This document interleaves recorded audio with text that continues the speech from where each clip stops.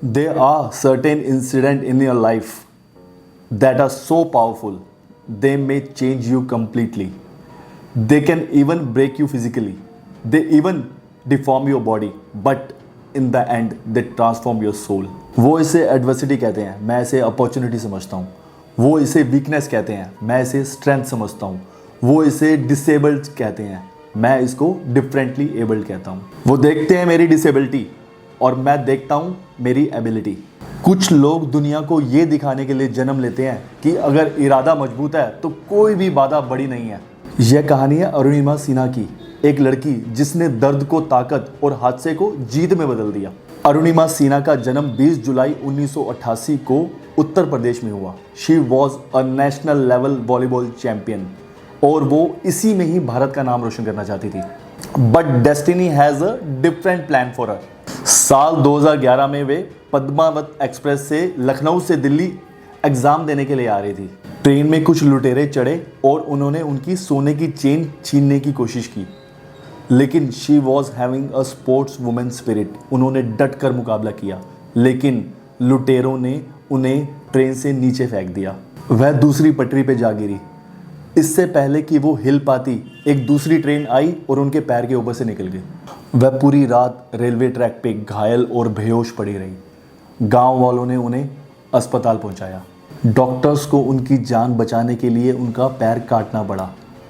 गांव में एनेस्थीसिया का कोई अरेंजमेंट नहीं था और उनकी जान बचाने के लिए पैर काटना बहुत ज़रूरी था. इमेजिन द पेन जिससे वो निकली होंगी.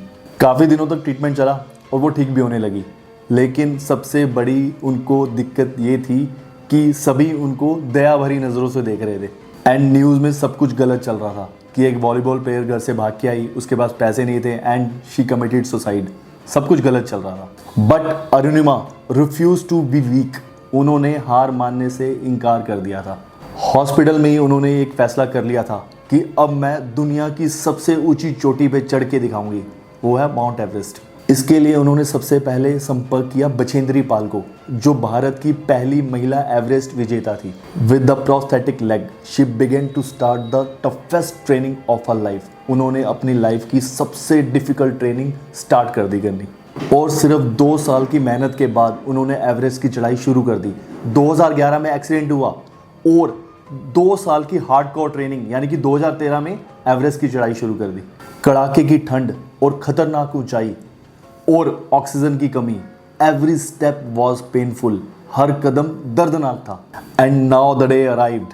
21 मई 2013, 52 डेज ऑफ स्ट्रगल, 52 दिनों की कठिनाई के बाद वह एवरेस्ट पे चढ़ने वाली पहली महिला दिव्यांग बनी. उन्होंने वहां भारतीय तिरंगा लहराया. अरुणिमा इसके बाद भी नहीं रुकी. उन्होंने 6 और पर्वत चोटियों पर भी विजय पाई. She started a foundation to help disabled peoples.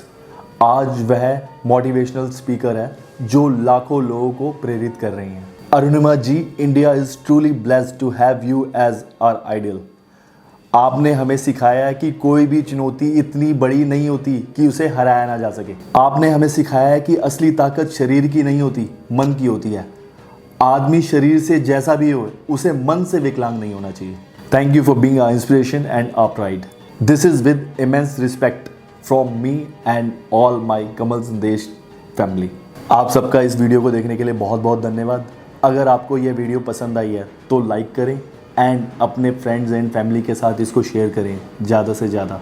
Channel को सब्सक्राइब करें अगर अभी तक नहीं किया, और बेल आइकन ज़रूर दबाएं ताकि आपको हमारी सारी लेटेस्ट अपडेट्स मिलती रहें. धन्यवाद.